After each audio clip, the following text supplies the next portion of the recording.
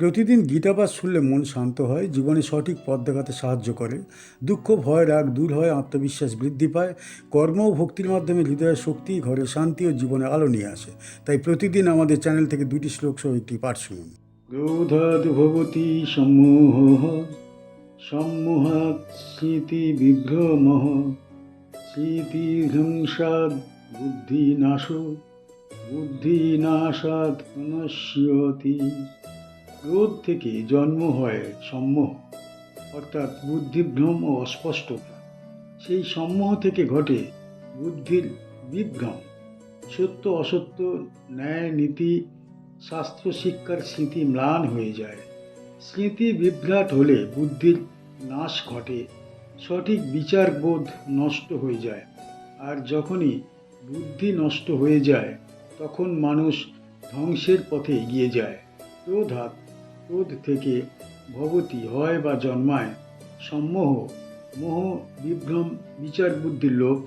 সম্মোহাত মোহ থেকে স্মৃতি বিভ্রম, স্মৃতির বিভ্রান্তি। স্মৃতিভ্রংশাৎ, স্মৃতিভ্রংশ হলে বা স্মৃতি নষ্ট হলে। বুদ্ধিনাশ, বুদ্ধির ক্ষয়। বুদ্ধিনাশাৎ, বুদ্ধি নাশ হলে প্রণশ্যতি, পতন হয়। এই শ্লোকটি গীতার অন্যতম সতর্কীকরণ, যেখানে শ্রীকৃষ্ণ দেখাচ্ছেন মন পতনের ধাপগুলো একটু আকস্মিক নয়, বরং পুরোপুরি ধারাবাহিক একটি প্রক্রিয়া।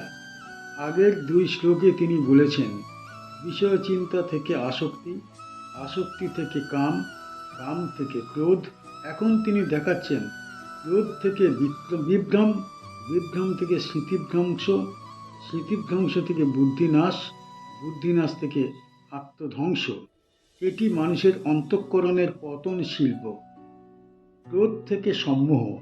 ক্রোধ হলে মানুষের মন সঙ্গে সঙ্গে অন্ধকার হয়। যা সঠিক তা ভুল মনে হতে পারে, যা ভুল তা সঠিক মনে হতে পারে। একে বলা হয় সম্মোহ। জ্ঞানের আলো নিভে গিয়ে অস্পষ্টতা তৈরি হওয়া। সম্মোহ থেকে স্মৃতিভ্রম। এখানে স্মৃতি মানে ধর্মজ্ঞান, নৈতিকতা বোধ, পূর্বের অভিজ্ঞতা, শাস্ত্র শিক্ষা, গুরু উপদেশ, সত্য মিথ্যার ভেদ বুদ্ধি। বিভ্রমের ফলে মানুষ সেই স্মৃতিগুলো হারাতে থাকে। যা ভুল তা ভালো লাগে, যা পাপ তা স্বাভাবিক বলে মনে হয়। স্মৃতিভ্রম থেকে বুদ্ধি নাশ।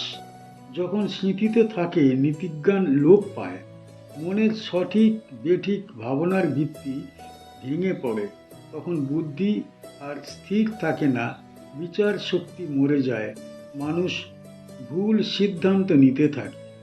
বুদ্ধি নাশ থেকে প্রণশ্যতি। বুদ্ধি যখন নষ্ট, তখন আত্মা, সমাজ, পরিবার সব কিছুতেই ক্ষতি শুরু হয়। মানুষ তখন নিজেই নিজের শত্রু হয়ে যায়। আত্মধ্বংস, এটাই শেষ পর্যায়।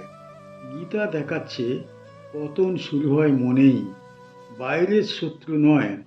নিজের অনিয়ন্ত্রিত মন মানুষকে ধ্বংসের পথে ঠেলে দেয়। অর্জুন জানতে চেয়েছিলেন স্থিতপ্রজ্ঞ মানুষ কেমন, সে কিভাবে চলে, কিভাবে কথা বলে, কিভাবে আচরণ করে। শ্রীকৃষ্ণ তার উত্তরে বলছেন, স্থিতপ্রজ্ঞ মানুষ ইন্দ্রিয় ও মনকে বশে রাখে, চিন্তা আসক্তি কামনার জালে আটকে পড়ে না। এই শ্লোকটি বোঝাচ্ছে কেন ইন্দ্রিয় সংযম না থাকলে পতন অবশ্যম্ভাবী। এই শ্লোক থেকে কি শিখতে পারি? ক্রোধ কখনো স্বাভাবিক নয়, এটি ধ্বংসের শুরু। গীতা এটিকে মন অন্ধকারের প্রথম দরজা বলেছে। নিজের মনকে নিয়ন্ত্রণ করাই সর্বোচ্চ সাধনা। বাইরের কিছু নিয়ন্ত্রণ করা যায়, কিন্তু মন নিয়ন্ত্রণ না করলে সব ভেঙে পড়বে। স্মৃতিভ্রম মানে শুধু ভুলে যাওয়া নয়, ধর্মজ্ঞান ম্লান হওয়া। বুদ্ধির নাশ সবচেয়ে বড় বিপর্যয়। তখন মানুষ পাপকে পুণ্য ভাবতে শুরু করে, জীবন ধ্বংস হয় ভিতর থেকে। অতএব অন্তর্চেতনার সুরক্ষা দরকার। ভক্তি, জপ, ধ্যান, ঈশ্বর স্মরণ, এইগুলোই বুদ্ধিকে শুদ্ধ এবং স্থির রাখে। রাগ দেশ বিমুক্তস্তু বিষয়ানিন্দ্রিয়ৈশ্চরণ আত্মবশৈর্বিধেয়াত্মা প্রসাদমধিগচ্ছতি। যে ব্যক্তি রাগ ও দেশ থেকে সম্পূর্ণ মুক্ত হয়ে ইন্দ্রিয়দের দিয়ে ইহলোকের বিষয়ের মধ্যে বিচরণ করে এবং যার মন নিজের নিয়ন্ত্রণে থাকে, সেই ব্যক্তি অন্তর্শান্তি, প্রসাদ বা নির্মল হৃদয়ের সৌন্দর্য লাভ করে। রাগ, আসক্তি, টান বা লোভ, দেশ, ঘৃণা, বিরোধ বা অপছন্দ মুক্ত হয়ে বা পরিত্যাগ করে বিষয়ান, ইন্দ্রিয় বিষয় যা ইন্দ্রিয়কে আকৃষ্ট করে, ইন্দ্রিয়ৈশ্চরণ, ইন্দ্রিয় দিয়ে বিচরণ করা, আত্মবশ্যই, আত্মনিয়ন্ত্রিত বা নিজের বশে থাকা, বিধে আত্মা, নিয়ন্ত্রিত মন বা নিয়মে স্থিত, প্রসাদম, অন্তঃশান্তি বা মনের প্রসন্নতা, অধিগচ্ছতি, প্রাপ্ত হয়। এই শ্লোকে ভগবান শ্রীকৃষ্ণ জানাচ্ছেন, মানুষের দুঃখ, অস্থিরতা, যন্ত্রণা মূলত বিপরীত দুই শক্তি থেকে জন্মায়। রাগ অর্থাৎ অতিরিক্ত টান এবং দেশ অর্থাৎ অতিরিক্ত বিরাগ। যখন এই দুইটি মনকে দখল করে তখন মানুষ ইন্দ্রিয়ের দাস হয়ে যায়। কিন্তু একজন সাধক বা জ্ঞানী ব্যক্তি ইন্দ্রিয়ের কাজকে দমন করেন না, বরং ইন্দ্রিয় দিয়ে স্বাভাবিকভাবে জগতের মধ্যে চলাচল করেন। ভিতরে আসক্তি বা ঘৃণা রাখেন না। এই অবস্থাকেই বলা হয় আত্মনিয়ন্ত্রণ বা আত্মবশতা। যে ব্যক্তি এমন হতে পারে তার মন ধীরে ধীরে নির্মল, শান্ত, স্থিতপ্রজ্ঞ হয়ে ওঠে। এই শান্ত অবস্থাকেই বলে প্রসাদম। তার থেকে হৃদয়ের নির্মলতা, তার থেকে চিত্ত শান্তি, তার থেকে দিব্য উপলব্ধি। এখানে গীতা জানাচ্ছে যে বর্জন নয়, বরং আসক্তি মুক্ত ব্যবহার প্রকৃত সাধনার পথ। এই শ্লোকটি দ্বিতীয় অধ্যায়ের স্থিতপ্রজ্ঞ যোগ অংশে অবস্থিত। অর্জুন জানতে চেয়েছিলেন স্থিতধীর লক্ষণ কি। পরমেশ্বর শ্রীকৃষ্ণ ধীরে ধীরে ব্যাখ্যা করছেন, কোনো ব্যক্তি সত্যিকারের জ্ঞানী, স্থিরচিত্ত, পরম শান্তির অধিকারী হতে পারে। আগের শ্লোকে বলা হয়েছে কিভাবে কাম, ক্রোধ, অবিদ্যা মানুষের মন নষ্ট করে দেয়। এই শ্লোকে তার বিপরীত পথ দেখানো হয়েছে, যেভাবে মানুষ অন্তঃশান্তি অর্জন করতে পারে। কি শিখতে পারি এই শ্লোক থেকে?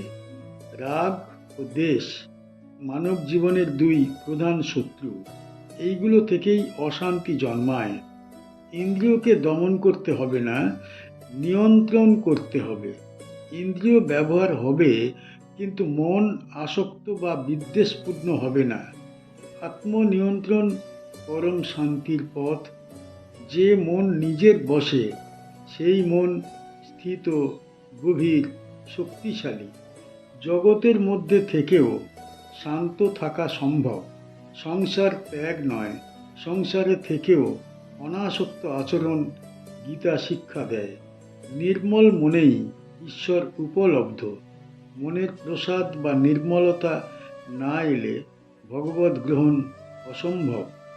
গীতা শেখায় আধ্যাত্মিকতা পালিয়ে যাওয়া নয়, সঠিকভাবে থাকা।